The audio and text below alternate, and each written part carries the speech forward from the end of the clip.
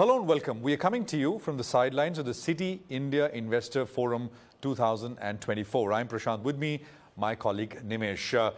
We are sitting down with the top brains on the equity side at Citi India. Joining us now is Surendra Goyal, who is head of research at Citi India. We have Saurabh Handa, who tracks oil and gas and telecom at Citi India. Kunal Shah looks at banks and financial services. Gentlemen, great to have all of you here. Thank you very much for your time. Surendra, if I can start by asking you to kick us off here in terms of what the sentiment, what the mood is like. I was talking with Samiran earlier, and he jokingly was saying that in his meetings with investors, etc., he was saying the question he gets is not what can go right from here, because everything is going right, but what can go wrong. But how would you characterize the mood? Yeah, so first of all, thanks for having us here. So I think the way I would characterize it is that investors are quite positive. But at the same time, people also worry about the fact that the market has outperformed its peers significantly, right? And valuations are at premium levels, so people do worry about the risks. So on the positive side, if I think about it, obviously India's standing in the global world, and that's kind of getting reflected in the benchmark weights, not only in EM, but also on the international side, which is World ex-US. So you are seeing India's weight go up, so obviously more and more people get interested. At the same time, liquidity in the market has eased up meaningfully. Like I remember many years back, clients used to ask us how many stocks in India trade at over $50 million a day, and it used to be a very small number. We did that exercise 2 weeks back, right? And at least in our coverage, we had 35 plus stocks, which are trading more than $50 million a day. So that automatically allows investors to take bigger positions, right? And then obviously there are challenges in other parts of EM, which is also helping the Indian market relatively. So those are obviously all the positives. But at the same time, people are worried. There has been significant outperformance. In pockets, it does feel like a lot of exuberance. So investors are constantly also asking what can go wrong from here? What are the risks, right? And the other question which also comes up is like mass consumption still looks weak. Right, so how long can you have the market doing well without mass consumption starting to show some kind of a pickup? Yeah. So I think I would say there is optimism, but at the same time, people are cautious given the significant outperformance which has already played out. Surendra, more so from the mid and small cap, that came in your conversation as well with the investors. That's one pocket which has relatively outperformed, and looks like now there is a fraud in some pocket, not on the overall. How are you positioned in the small and mid cap, and what are you suggesting the clients? Yeah. So I would say a couple of things there. Firstly, if you look at small and mid caps in general as a category, the earnings growth post-COVID has been much stronger. Quite strong. Okay. So to that extent, I don't think the entire outperformance, right, can be termed as speculative in any manner, right? The second thing is if you look at the flow dynamics, last year, bulk of the money came in what we call as mid-eligible funds. Yes. Right, so small cap, mid cap, flexi cap, right? Those can also invest significantly, right? So I think all those things are helping that category. But you are right, we are quite selective, and in fact we have said that we find risk reward more attractive here in large caps, and to that extent we are more selective. But again, there are opportunities in small and mid caps also. Sure. Saurabh, your sector is seeing a lot of action, right? Citi Gas distribution companies, straight off the bat, I mean, that comes to one's mind because that is so recent. Yeah. And you downgraded MGL as well recently. So, yes. Tell us, what is the investment thesis now for that sector? Right. Okay, so what's happened lately amongst the Citi Gas companies is there has been, I think, some sort of regulatory risk that has crept in. So there has been, some commentary by the government that maybe margins by the companies are a bit on the higher side. The focus is perhaps has been more on margins than volumes and setting up infrastructure, which is essentially what the government's focus is. The government has now mapped out the entire country in terms of Citi Gas licenses.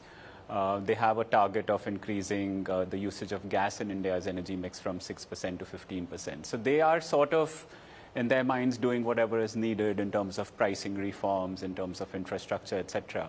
And they now also want the industry to start participating in terms of building out that infrastructure.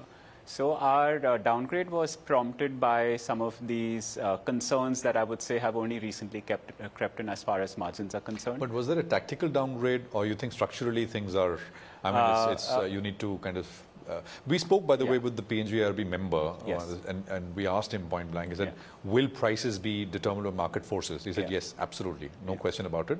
But of course, also that, margins perhaps should be in the 12 to 15% range, not the, near 20% that some of these companies have been making. So we don't know how both those things will square, but that's what they told us. I mean, exactly. I think there's a bit of uncertainty right now. I mean, we don't really know what they mean by 12% or 15%. So the comments are a bit, I would say, generic at this stage. So is there going to be a bit more regulation that starts creeping in? It remains to be seen. But structurally, we are positive on the gas story in India. We have, done detailed reports on how the overall demand CAGR for gas in India could go up to almost 7% over the next few years. And then it trickles down to some of these companies. So but City Gas is not the way to play it? So at this point of time, I mean, GAIL is one of our only buys in the gas space. Okay. We do still have a buy on IGL, which is a city gas company.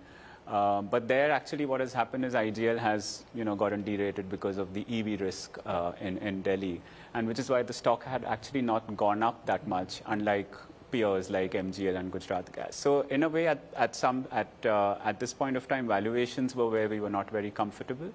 But yeah, City Gas also will be an interesting play. I think once you're more bullish on the OMCs, right? I mean, I saw your note where it says that the LNG prices have gone up, which will be a hit for OMCs, but that would mean that the retail fuel prices may not go up.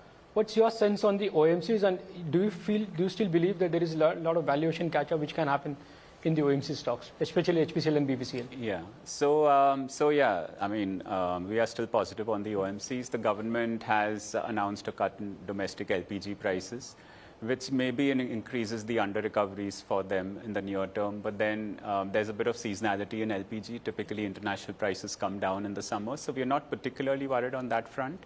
Petrol and diesel is what typically hogs the limelight. Are investors worried that there could be a fuel price cut just before the elections and all, and that can be a bit of a damper? Yeah, so I think two reasons driving that. One is in general, before elections, there is a concern that maybe prices could get cut. Secondly, after the CGD action, there was a view that could this be extrapolated to the OMCs. We disagree.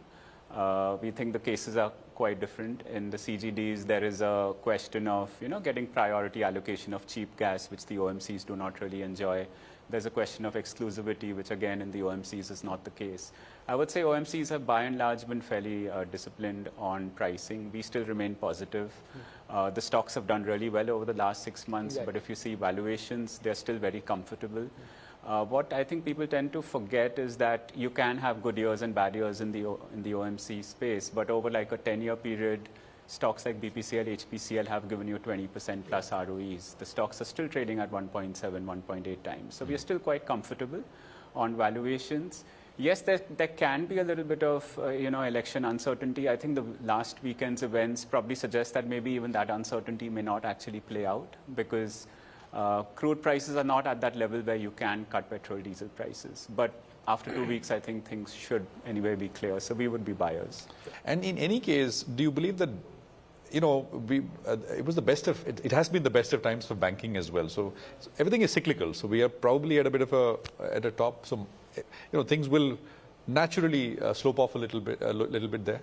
What's your view, Kunal? So particularly with respect to regulators' action, so it started when they increased the risk weights, particularly for, say, lending to NBFCs as well as for unsecured lending.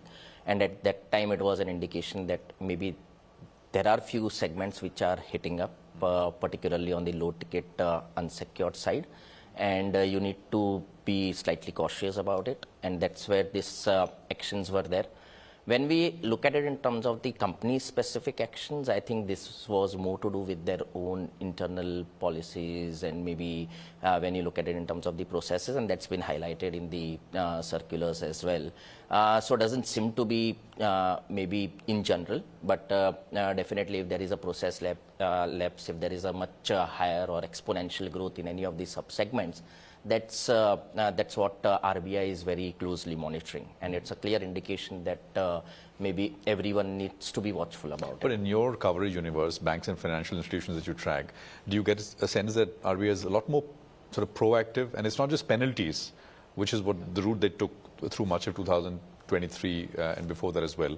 It's slightly more stricter kind of action, or not really? I would say it's more in terms of being proactive before anything happens. Okay, so earlier maybe when you look at it, there have been several product segments wherein we had seen a lot of knocks, okay, and this time RBI completely wants to maybe avoid that, and that's the reason we are seeing such kind of a more proactive measures being taken. So yeah, this is more kind of a proactive action from the regulator. Two-part question. One on the PSU banks. They've not been big outperformers in the entire PSU basket. But I was just looking at your stock recommendations. In fact, you have a sell on SBI, which is relatively underperformed in the PSU basket. What's your sense on the PSU banks overall? And within that, what is your pecking order be?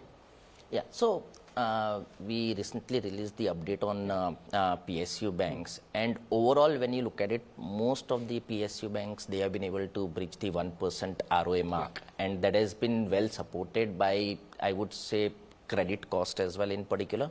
There has been some improvement on the margin side. On growth, even though it's improved from their recent historical average, but it's still below the industry average, both on deposits as well as on the lending side. In terms of margins, it still seems limited lever available for the entire industry as such, and nothing specific to PSU banks. But for some banks, there are still credit cost levers which are there, and it's not for all of them. Like say you mentioned, like we have a sell on SBI, because if you look at it, SBI last 3 quarters, they are already at less than 20 basis points of credit cost. Yes. So that's not the sustainable one. It will have to normalize over a period. But there are other banks which are still running at a much higher credit cost, maybe somewhere around 130 to 170 odd basis points. And would we see some kind of benefit in the credit cost cycle getting reflected for some of them? That's quite obvious. And that's where we have Bank of Baroda as a pick within the PSU space. So we have a buy on that name as such. And there we see some further levers on the ROA improvement side. Do you see the credit cost cycle turning a little bit? We had Amitabh Chaudhary, for example, of Axis, who basically made this point. He said, how can it be that a large institution runs 20 basis points of... it has to go up a little bit. Do you think we are at that point over the next 1 or 2 quarters where we'll start to see that? So the way it is, what currently is happening is we are seeing a lot of benefit of the recoveries of the pain which maybe most of the banks took during COVID. And because of the recoveries, in fact, today credit costs are much below historical average, like say 20, 30, 40 basis points. That's not the normalized levels, and everyone got the benefit of these recoveries. Now, eventually, would it normalize to a steady state level? Obviously. Would it still take time? Is it still away? Few quarters? Definitely, yes. So, is it like it's coming up, there is a catch-up just in next 2 quarters or so? We also don't believe that. But getting into, like, if you look at most of our FY26 estimates, there we believe that we will see the normalization of credit cost. Is it like we are seeing a worry on the credit cost trajectory wherein it will be higher than the normalized level? That doesn't seem to be the situation. There are a few pockets wherein stress is emerging, but it's not like we will again nothing see the alarming credit. Yeah, it's nothing like alarming in overall on the credit cost side. What are your top bets? I mean, in this space. So in private, we like ICICI, IndusInd, and HDFC Bank. And within NBFCs? And within NBFCs, we like Chola, we like L&T Finance, and we like Aavas.